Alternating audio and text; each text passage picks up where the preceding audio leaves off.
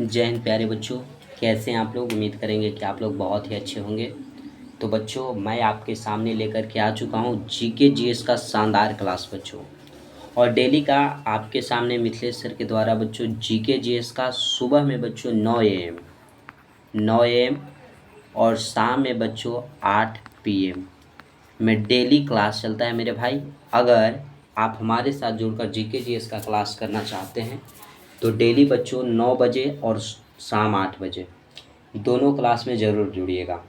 ये क्लास बच्चों भारत के सभी कम्पिटिटिव एग्ज़ाम के लिए है। भारत में जितने भी कम्पिटिटिव एग्ज़ाम है वो सभी एग्ज़ामों के लिए प्यारे साथियों बहुत ही महत्वपूर्ण है।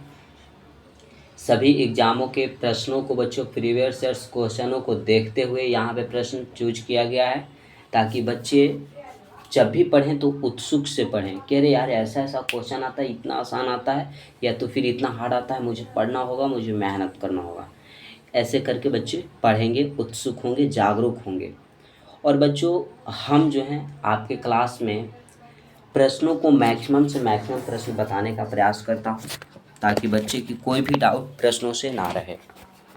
हर एक प्रश्नों में साथियों हम लगभग 5-6 प्रश्न बता देते हैं, 10 प्रश्न भी बता देते हैं, 20 प्रश्न भी बच्चे जैसा क्वेश्चन रहेगा वैसा प्रश्न बताते हैं, ताकि बच्चों को कोई भी डाउट ना हो। और बच्चे जुड़कर पढ़ते भी हैं, अच्छा लगता है, उन बच्चों पढ़ते हैं। ठीक है, तो ज़्यादा टाइम नहीं लेंगे बच्चों। सेशन अच्छा लगेगा तो सभी बच्चे लाइक कीजिएगा, अपने दोस्तों, भाई बहन और रिश्तेदारों के पास शेयर कर दीजिएगा। कोई भी प्रॉब्लम होगा बच्चों, कोई भी दिक्कत होगा आपको वीडियो से, तो कमेंट बॉक्स में कमेंट कीजिएगा। और जो भी बच्चे चैनल को सब्सक्राइब नहीं किए हैं वो चैनल को सब्सक्राइब करके साथ ही साथ बच्चों घंटी को दबाकर बेल आइकन को ऑल पे सेट कर लेंगे, ताकि जब भी नोटिफिकेशन आपको मिले तो आप सही समय से क्लास अटेंड कर सकेंगे। पीडीएफ के लिए मेरे भाई टेलीग्राम का लिंक जो है हमने डिस्क्रिप्शन में दे रखा है। आप सभी बच्चे टेलीग्राम से जुड़िए, क्योंकि क्लास के बाद पीडीएफ रिवीजन बहुत ज़रूरी है। और जैसे ही बच्चों ये सेट हमारा ख़त्म होता है, सेट बच्चों 150 प्रश्नों का था पहल का, और इस बार 100 प्रश्नों का है। अगर ये सेट ख़त्म होता है तो जल्द ही पीडीएफ आपको अपलोड कर दिया जाता है, और ताकि बच्चे पीडीएफ रिवीजन ज़रूर करें। और कॉपी और पेन लेकर के बैठिएगा, जो एक्स्ट्रा बताएंगे उसे नोट करते चलिएगा।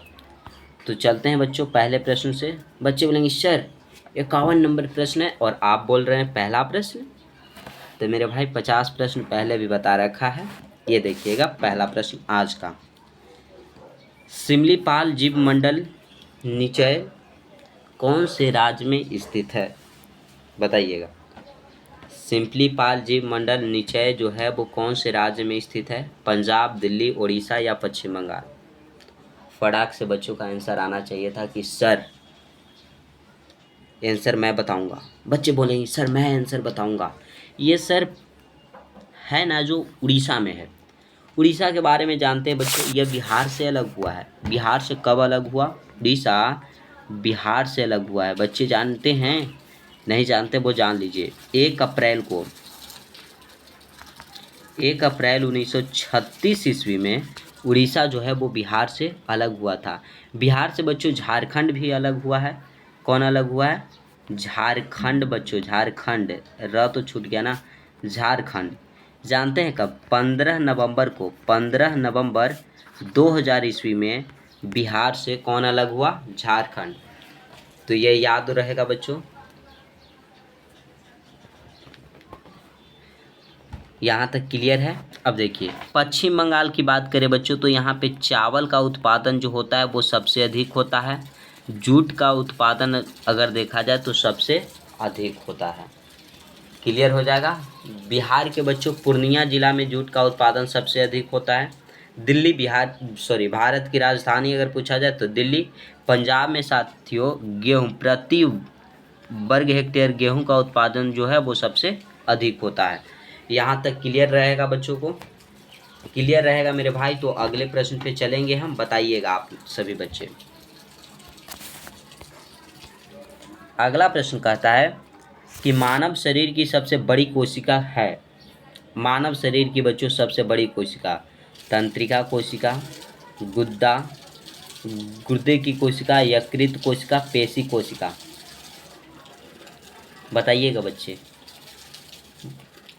तो बच्चों यहाँ पे हमें तो लगता है कि यहाँ पे ऑप्शन गलत है, क्योंकि मानव शरीर की जो सबसे बड़ी कोशिका होता है बच्चों, यह अंडाणु होता है, अंडाणु। ठीक है, यहाँ पे क्या करे मैं क्या करूँ, मैं क्या करूँ बच्चों, क्या करूँ। अंडाणु होगा, क्या हो जाएगा मेरे भाई, अंडाणु हो जाएगा, जो कि मानव शरीर की सबसे बड़ी कोशिका अंडाणु, यह महिलाओं में पाया जाता है, महिलाओं में पाया जाता है।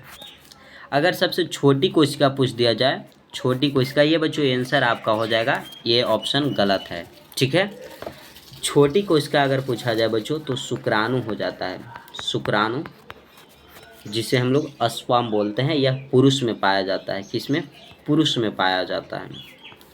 अगर बच्चों आप महिलाओं के साथ निषेचन की क्रिया करते हैं तो मनुष्य का जो शुक्राणु होता है महिलाओं में जाता है, तो वहीं से बच्चे का निर्माण होता है। अगर किसी महिलाएं की केवल बेटी हो रही है, क्या हो रही है, केवल बेटी, तो बहुत लोग घर वाले बोलते हैं कि महिलाओं में दिक्कत है। नहीं मेरे भाई, पुरुषों में दिक्कत है, क्योंकि अगर मनुष्य में गुणसूत्र देखा जाए, मानव के शरीर में गुणसूत्र देखा जाए बच्चों, तो 46 गुणसूत्र होते हैं, गुणसूत्र होते हैं, जिसमें से 23 जो होता है, 22 जो होता है बच्चों महिला में। अगर देखा जाए पहले महिला में बच्चों, महिला में गुणसूत्र XX होता है, और पुरुष में होता है बच्चों, पुरुष में होता है XY। अगर पुरुष महिलाओं को X देता है तो X से बेटी होगा, बेटी होगा, और महिला का तो X है ही। पुरुष अगर Y देता है यहाँ पे तो ये क्या हो जाता है, बेटा होता है। तो अगर हमेशा पुरुष पे निर्भर करता है कि अगर बेटा होगा कि बेटी, है पुरुषों पर निर्भर करता है। अगर किसी महिलाओं की बेटी केवल हो रहा है तो समझिएगा कि दिक्कत पुरुषों में है, महिलाओं में नहीं।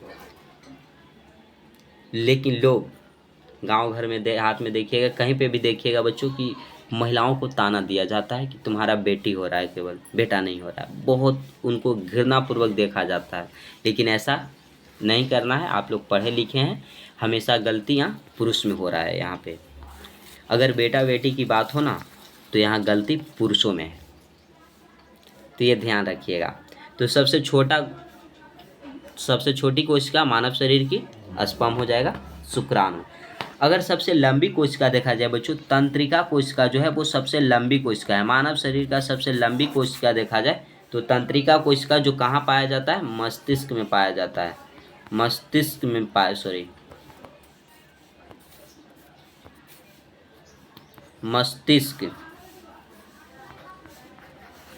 मस्तिष्क में बच्चों पाया जाता है। यहाँ तक याद रहेगा।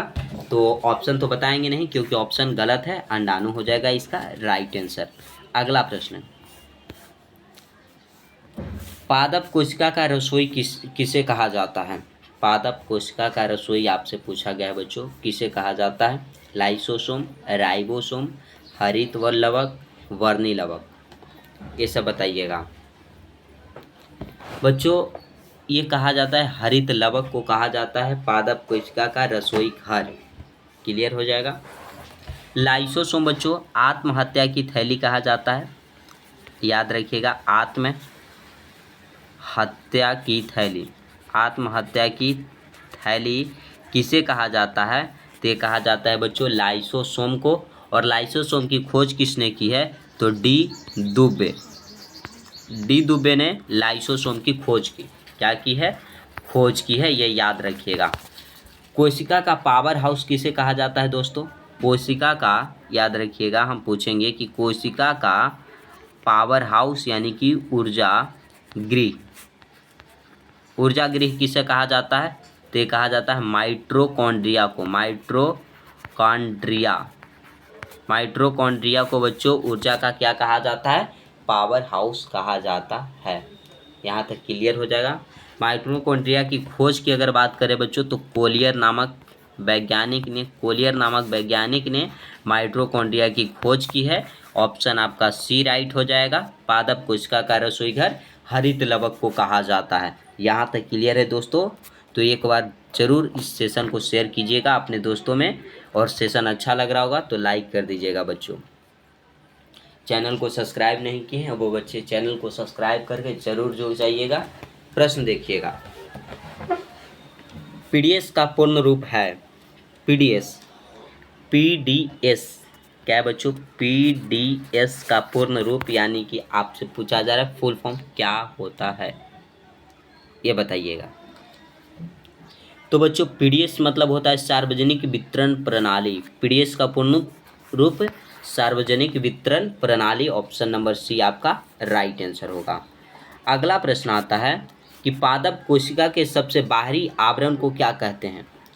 पादप कोशिका के जो सबसे बाहरी आवरण है प्यारे साथियों, उसे क्या कहते हैं? केंद्रक झिल्ली, कोशिका झिल्ली, प्लाज्मा झिल्ली, कोशिका भित्ति। बताइए। पहले हम पूछे यहाँ से बच्चों कि प्रोटीन का फैक्ट्री किसे कहा जाता है? प्रोटीन का बच्चों आप बताइएगा फैक्ट्री प्रोटीन का फैक्ट्री किसे कहा जाता है? तो प्यारे भाई राइबोसोम को कहा जाता है। राइबोसोम को प्रोटीन का फैक्ट्री कहा जाता है। बच्चे सर प्रोटीन का फैक्ट्री, यस सर, प्रोटीन का फैक्ट्री ही कहा जाता है राइबोसोम को। यहाँ तक क्लियर है? आंसर की ओर चले मेरे भाई। आंसर देखिएगा क्या होगा। पादप कोशिका के जो बाहरी आवरण को क्या कहते हैं? पादप कोशिका में जो बाहरी आवरण है बच्चों, इसे कोशिका भित्ति कहते हैं, जो पेड़ पौधे पर होने वाला आघातों को बचाता है। कोशिका भित्ति केवल बच्चों पादप कोशिका में पाया जाता है।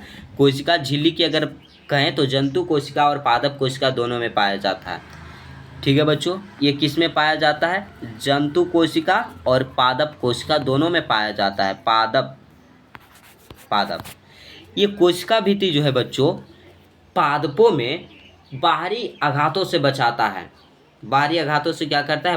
बचाता है। यहाँ तक क्लियर हो जाएगा। कोशिका झिल्ली जो कि कोशिका के अंदर जितने भी मौजूद अंग हैं उसमें जो हानिकारक पदार्थ जाता है बच्चों केवल उसे रोकता है और बाकी सभी को जाने देता है। जो लाभदायक पदार्थ होता है उसे जाने देता है, वो कोशिका झिल्ली हो गया। ठीक है, अगला प्रश्न है, किस राज्य में वनों का क्षेत्रफल सबसे अधिक है? वनों का क्षेत्रफल बताइएगा बच्चों कौन से राज्य में सबसे अधिक है? नागालैंड, झारखंड, कर्नाटक, केरल। बच्चे का आंसर फटाक से आना चाहिए था। देखिएगा बच्चों, नागालैंड में अगर उत्सव की बात करें तो एक बहुत ज़्यादा फेमस उत्सव है हॉर्नबिल उत्सव। हॉर्नबिल उत्सव जो है बच्चों यह नागालैंड में मनाया जाता है। वो बहुत ज़्यादा फेमस है, एसएससी का पूछा गया प्रश्न है। नागालैंड हो जाएगा। वनों का क्षेत्रफल सबसे अधिक कहाँ है? तो नागालैंड में हो जाएगा। ए आपका राइट आंसर हो जाएगा।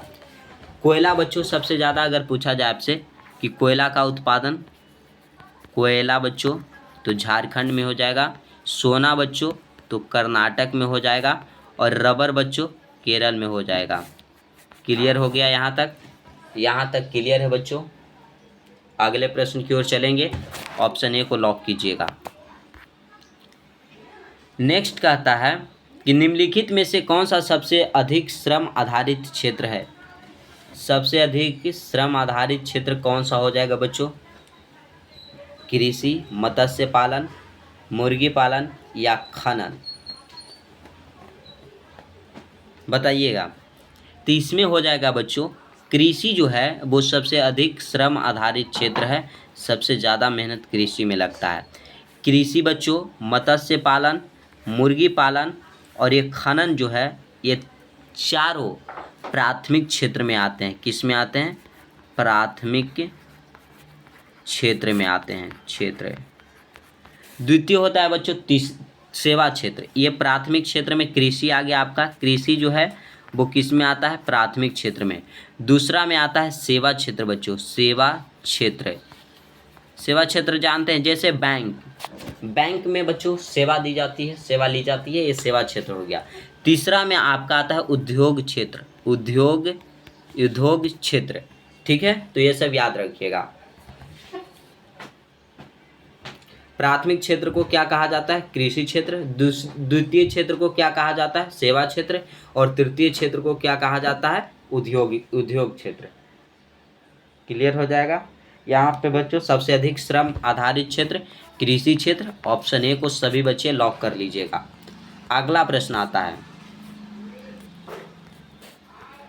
निम्नलिखित में से कौन सा देश लोकतांत्रिक देश है?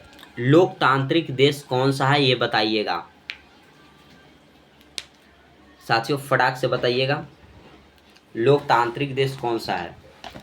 संयुक्त राष्ट्र अमेरिका, जिम्बाब्वे, पाकिस्तान, इनमें से कोई नहीं। तो संयुक्त राष्ट्र अमेरिका जो है बच्चों, यह एक लोकतांत्रिक देश है। यहाँ पे दोहरी नागरिकता है बच्चों, दोहरी नागरिकता है। हमारे भारत में अगर देखा जाए तो भारत में एक हरी नागरिकता है, ठीक है। संयुक्त राष्ट्र अमेरिका से बच्चों मौलिक अधिकार बच्चों, मौलिक अधिकार जो है वो कहाँ से लिया गया है? संयुक्त राष्ट्र अमेरिका के संविधान से लिया गया है। यहाँ तक क्लियर हो जाएगा। ए को सभी बच्चे लॉक कीजिएगा। अगले प्रश्न पे चलेंगे। बच्चों को कोई प्रॉब्लम हो बच्चे कमेंट बॉक्स में बताइएगा। हर एक डाउट को क्लियर करूँगा बच्चों, आप केवल कमेंट कर दीजिएगा। दो विशाल भूभाग को जोड़ने वाली भूमि की छोटी पट्टी कहलाती है। देखिए, दो विशाल भूभाग है बच्चों, उसको जोड़ने वाली जो भूमि की छोटी पट्टी होती है वो क्या कहलाती है? तो मेरे भाई वो कहलाती है भूसंधि। संधि यानी जोड़, भूसंधि। भूभाग को जोड़ता है तो भूसंधि हो गया, ऑप्शन ए राइट हो जाएगा।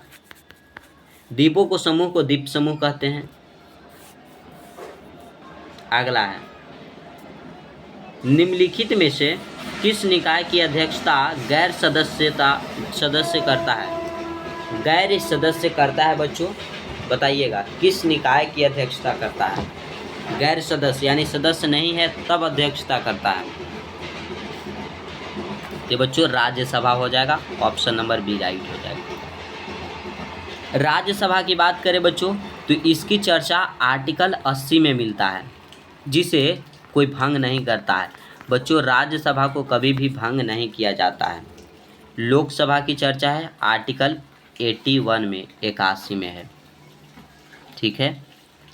ये दोनों जो है बच्चों संसद के अंग हो जाएंगे। संसद के ऐसे 3 अंग है। संसद की कितने अंग है? 3 अंग है। एक लोकसभा, दूसरा राज्यसभा और तीसरा राष्ट्रपति। राष्ट्रपति जो कि भारतीय संविधान के अनुसार देश का प्रथम नागरिक, अगर आपसे पूछा जाए कि प्रथम नागरिक कौन होता है तो राष्ट्रपति होता है। कौन हो जाएगा बच्चों? राष्ट्रपति हो जाएगा। यहाँ तक क्लियर हो जाएगा आप सभी को। क्लियर है साथियों। अगला प्रश्न,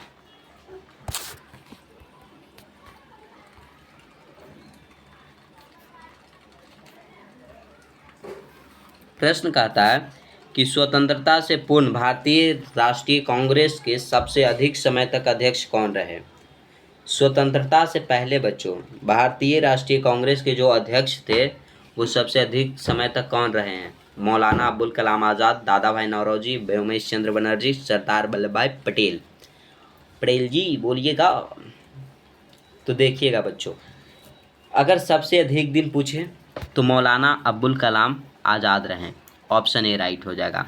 सबसे कम उम्र के अगर पूछ दिया जाए कांग्रेस के अध्यक्ष कौन बने सबसे कम उम्र बच्चों, तो यही बने हैं मौलाना अब्दुल कलाम आज़ाद। भारत के प्रथम अगर पूछ दिया जाए प्रथम शिक्षा मंत्री साथियों तो मौलाना अब्दुल कलाम आज़ाद हो जाएंगे। क्लियर है? यहाँ तक क्लियर है बच्चों? क्लियर है तो बताइएगा। सरदार वल्लभ भाई पटेल को बच्चों सरदार की उपाधि किसने दिया? तो बारदोली के महिलाओं को कहने पे बच्चों महात्मा गांधी ने सरदार की उपाधि दी थी, याद रखिएगा। कांग्रेस की अगर बात करें, कांग्रेस की स्थापना की बच्चों, कांग्रेस की स्थापना कब हुई? तो 28 दिसंबर 1885 ईस्वी में बच्चों कांग्रेस की स्थापना हुई। किसने किया? तो ए.ओ. ह्यूम ने कांग्रेस की स्थापना 28 दिसंबर 1885 में किए। हम पूछेंगे कि कांग्रेस की प्रथम महिला अध्यक्ष, क्या बच्चों, प्रथम महिला अध्यक्ष कौन बनी? महिला अध्यक्ष। बच्चे कहेंगे सर महिला भी अध्यक्ष बनी थी? अरे पहला बताइए ना, बनी तो थी, बनी, लेकिन पहल का कौन बनी? ऐसे और सारे बने, लेकिन पहला महिला कौन बनी? तो बनी थी बच्चों doctor Annie Besant. Annie Besant 1917 में बच्चों कलकत्ता अधिवेशन की अध्यक्षता किए थे। कब? 1917 ईस्वी में। कहाँ की अध्यक्षता किए थे? कोलकाता अधिवेशन की अध्यक्षता किए थे। याद रखिएगा। अगर पूछे आपसे कि कांग्रेस के प्रथम भारतीय महिला अध्यक्ष तो हो जाएगी सरोजनी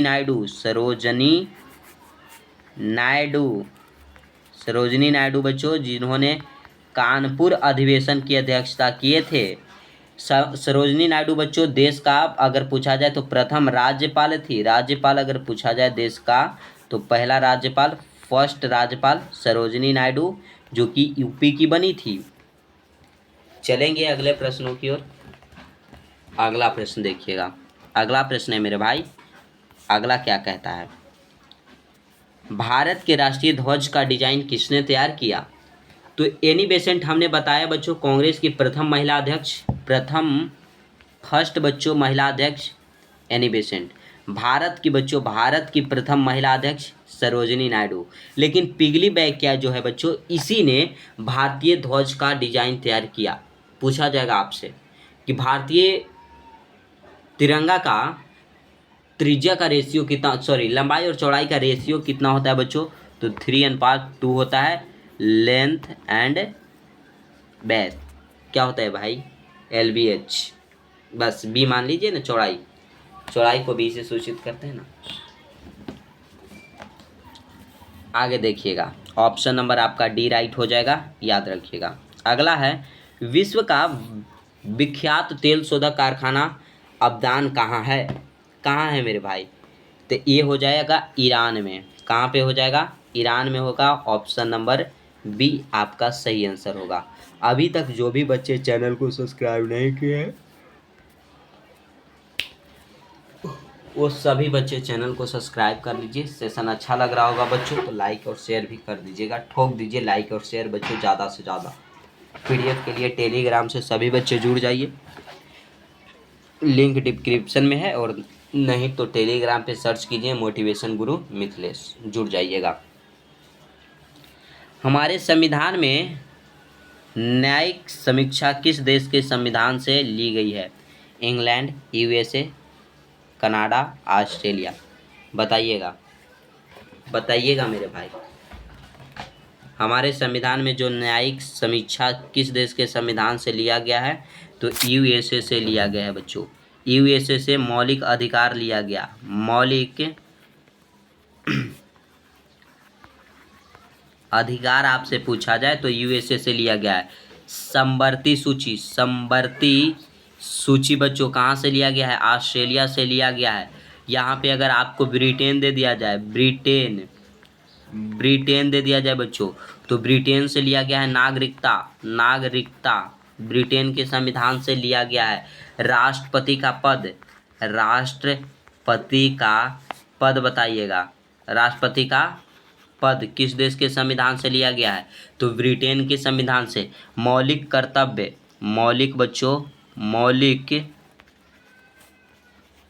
कर्तव्य आपसे पूछा जाए किस देश के संविधान से लिया गया है?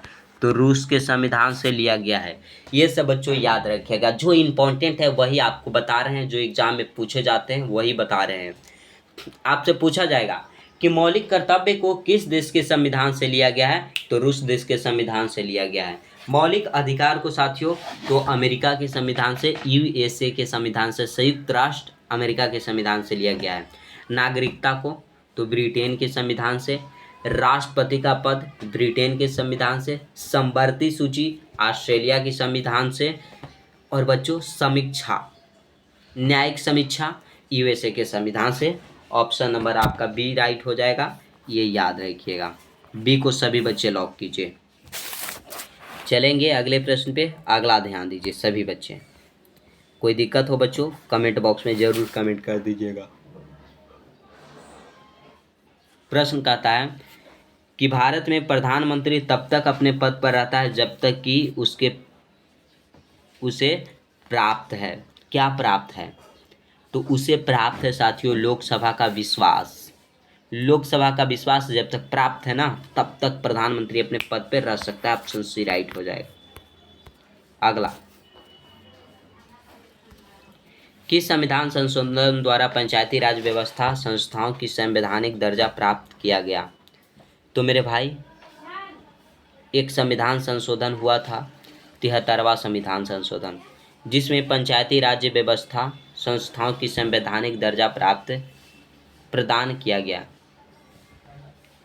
पंचायती राज व्यवस्था अगर पूछा जाए बच्चों की सबसे पहले बच्चों कहाँ लागू हुआ? तो यह राजस्थान में हुआ था। राजस्थान में, ठीक है बच्चों, राजस्थान में हुआ था।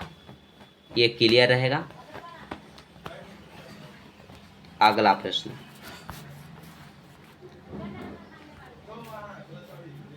निम्नलिखित में से कौन सी रचना महात्मा गांधी के साथ संबंधित नहीं है?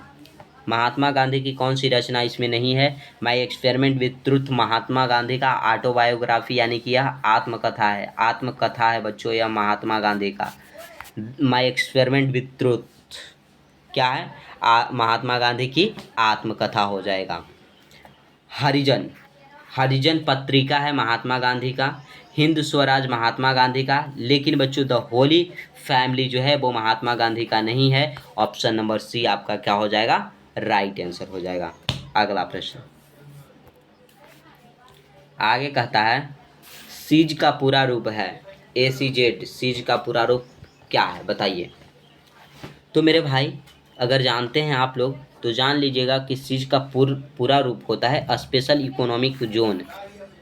Special economic zone, option C right होगा।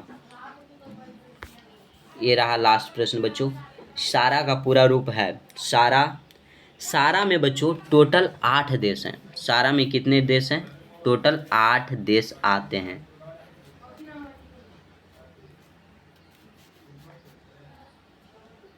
टोटल 8 देश हैं। सारा की अगर स्थापना की बात किया जाए कि स्थापना कब हुआ, तो स्थापना हुआ था मेरे प्यारे साथियों 1985 ईस्वी में सारा की क्या हुई? स्थापना हुई। सारा कहाँ में है? तो कहाँ में स्थापना हुआ था बच्चों? तो यह बांग्लादेश में इसकी स्थापना हुआ था। बांग्लादेश में। बांग्लादेश की राजधानी अगर पूछा जाए तो ढाका, और ढाका में ही इसकी स्थापना हुआ था। अगर इसका हेड क्वार्टर पूछा जाए, हेड क्वार्टर बच्चों तो काठमांडू में पड़ता है। काठमांडू कहाँ पड़ता है? नेपाल में पड़ता है बच्चों। नेपाल की राजधानी काठमांडू हो जाएगा। आंसर की ओर चले मेरे भाई, आंसर की ओर चले। याद रखिएगा सारा का पूरा नाम क्या है ये बताएंगे हम अभी। सारा में कितने देश हैं? 8 देश है। इसका हेड क्वार्टर काठमांडू नेपाल। जिसकी स्थापना 1885 में कहाँ हुआ? तो बांग्लादेश ढाका में हुआ। ठीक है साथियों, चलेंगे आगे नहीं इसी का आंसर की ओर। सारा का पूरा रूप बच्चों तो ये देखिएगा होता है इसका South Asian Association for Region Cooperation. Option number B में जो दिख रहा है कि South Asian Association for Regional Cooperation, option number B जो है वो राइट आंसर हो जाएगा। तो आज का सेशन हुआ बच्चों यहीं पे समाप्त। आपको सेशन अच्छा लगे तो सेशन को लाइक करेंगे, अपने दोस्तों में शेयर कीजिएगा। और बच्चों कोई दिक्कत हुआ हो तो कमेंट बॉक्स में सभी बच्चे कमेंट करेंगे। कोई प्रश्न पूछना हो बच्चों तो कमेंट कीजिएगा। कोई परेशानी नहीं होना चाहिए मेरे भाई। चैनल को जितना हो सके ज़्यादा सब्सक्राइब कीजिए।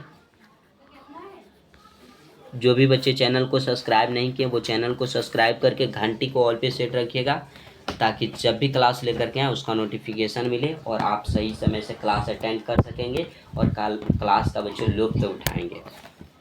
PDF के लिए मैं आपको बता रहा हूँ कि टेलीग्राम का जो लिंक है वो डिस्क्रिप्शन में दिया गया है।